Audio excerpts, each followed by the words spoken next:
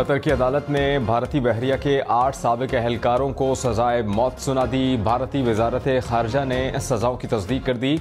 भारतीय एहलकारों पर इसराइल के लिए कतर की जासूसी का इल्ज़ाम था। सजा के बाद भारत के दुनिया भर में सिफारती ताल्लुकात को दचका। माहिरीन का दुनिया से मज़मूम भारतीय हथकंडों का नोटिस लेने का मुतालबा। नवाज शरीफ की अल-अज़ीज़िया और एवनफील्ड रेफरेंस में सजा के खिलाफ अपीलें बहाल।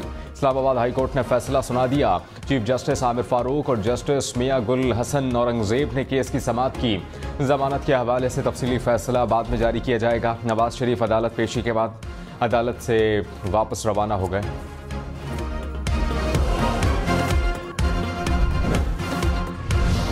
नैब की नवाज शरीफ की दरखास्तों की हिमायत। प्रोसिक्यूटर जनरल नैब ने कहा, अपीलें बहाल करने पर कोई एतराज़ नहीं।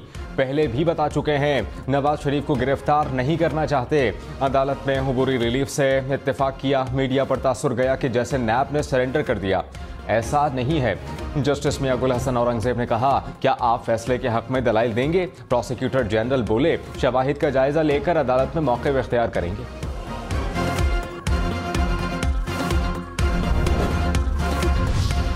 सदर पीटीआई चौधरी परवेज इलाही ने कहा कि नवाज शरीफ लाडले के लिए रिलीफ और बाकियों के लिए सख्ती।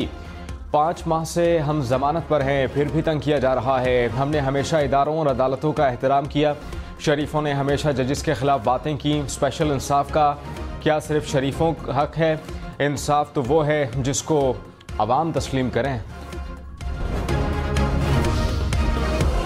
गवर्नमेंट पीटीआई से वकीला को हफ्ते में 2 रोज़ मुलाकात की इजाज़त। अहलिया बुशरा बीबी समेत फैमिली के लिए 1 दिन मुख्तस। इस्लामाबाद हाई कोर्ट ने दरखास्त निपटा दी। वकील शेर अफजल मरवत ने कहा, 10 वकीला को मुलाकात की इजाज़त दी गई। एडिशनल अटॉर्नी जनरल बोले, जेल से बाहर आकर मुलाकात का सियासी इस्तेमाल ना किया जाए। जस्टिस मियां गुल हसन औरंगजेब ने कहा, मुलाकात बामकसद और बामानी होनी चाहिए, जिसमें लीगल एडवाइस दी जाए।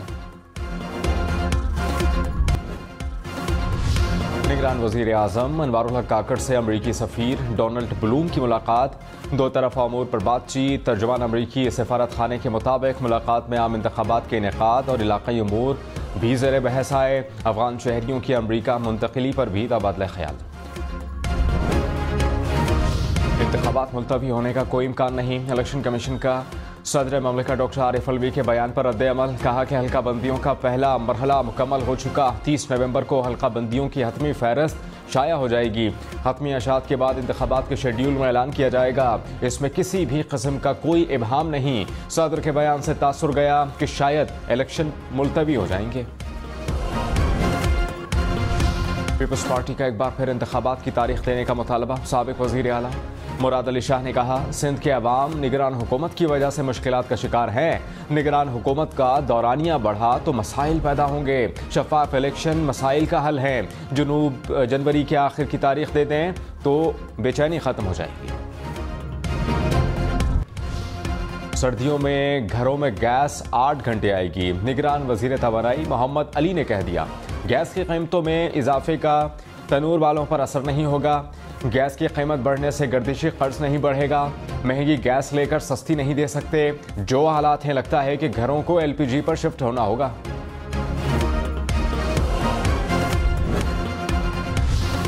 पीआईए का फ्लाइट शेड्यूल मुसलसल मुतासर। आज भी 49 से ज़ायद परवाजें मनसूख। कराची से इस्लामाबाद, लाहौर और कोयटा की परवाजें मनसूख हुई। सियालकोट, अबू धाबी की 5 परवाजें भी मनसूख।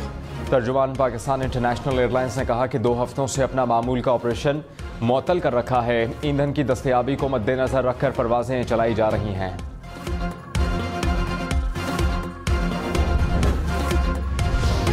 हम 1 नवंबर के बाद किसी भी किस्म के अपने जो इनखला है, जो गैर कानूनी मुकीम है पाकिस्तान में रह रहे हैं, उस पर कंप्रोमाइज़ नहीं करेंगे। 1 नवंबर के बाद गैर कानूनी तारीकें वतन के खिलाफ एक्शन पर कोई समझौता नहीं होगा। निगरान वज़ीर दाखिला सरफराज बुख्ती ने कहा, जियो फेंसिंग मुकम्मल कर ली। मालूम है कि गैर कानूनी मुक़ीम अफराद किस गाँव और शहर में हैं। गैर कानूनी मुक़ीम अफराद को पनाह देने वालों से सख्ती से निपटेंगे। गैर कानूनी मुक़ीम अफ़गान शहरी फ़ी ख़ानदान 50,000 अफ़गानी करेंसी वापस लेकर जा सकते हैं। निगरान वज़ीर दाखिला सिंध हारिस नवाज ने कहा, रजिस्टर्ड गैर मुल्कियों के खिलाफ कोई कार्रवाई नहीं की जा रही। तारिकीन वतन के हवाले से जियो फेंसिंग करेंगे। निगरान वज़ीर दाखिला बलूचिस्तान ज़ुबैर जमाली बोले, गैर कानूनी मुकीम गैर मुल्की 1 नवंबर से पहले खुद चले जाएं, किसी के साथ गैर इंसानी सलूक नहीं होगा।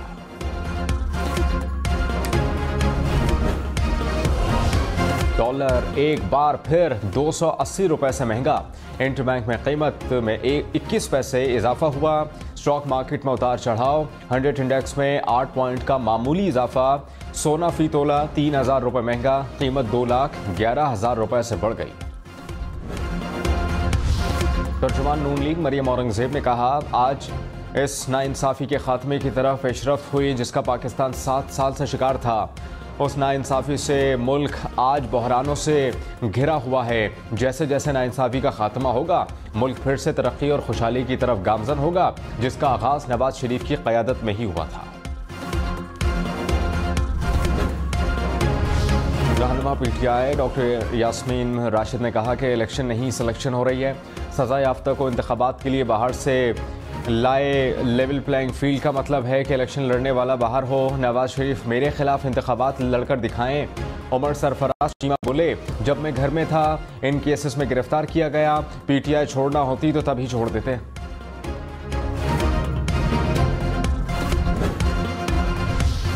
आहत चीमा फवाद हसन फवाद की निगरान काबीना में शमूलियत। इलेक्शन कमीशन ने निगरान वज़ीर आज़म अनवारुल हक काकड़ को नोटिस जारी कर दिया। केस की समाअत 31 अक्टूबर तक मुलतवी। ज़राई के मुताबिक इलेक्शन कमीशन की डिप्टी कमिश्नर और IG इस्लामाबाद को ओहदों से हटाने की हिदायत। स्टैब्लिशमेंट डिवीजन को मरासला लिख दिया।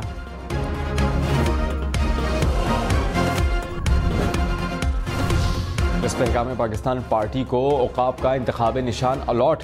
इलेक्शन कमीशन ने फैसला सुना दिया। ऑल पाकिस्तान मुस्लिम लीग ने पार्टी रजिस्ट्रेशन मनसूखी का फैसला सुप्रीम कोर्ट में चैलेंज कर दिया।